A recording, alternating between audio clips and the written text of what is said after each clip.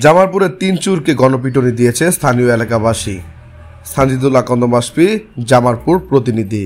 জামালপুর সদরে ৩ চোরকে গণপিটুনি দিয়েছে স্থানীয় এলাকাবাসী। এ সময় চুরির কাজে ব্যবহৃত পিকআপ ভ্যান আগুন দিয়ে পুড়িয়ে দেওয়া হয়। পরে আহত ৩ চোরকে আটক করেছে জামালপুর সদর থানা পুলিশ।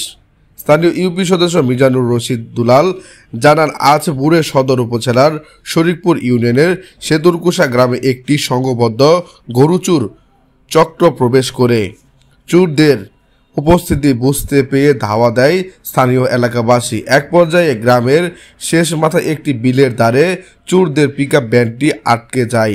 পরে উত্তেজিত জনতা পিকআপে থাকা ৩ চোরকে গণপিটুনি দিয়ে আটকে রাখে এবং চুরির কাজে ব্যবহৃত পিকআপ ভ্যানটিতে আগুন ধরিয়ে দেয়। খবর পেয়ে জামালপুর সদর থানা পুলিশের একটি দল আহত অবস্থায় ৩ চোরকে আটক করেছে।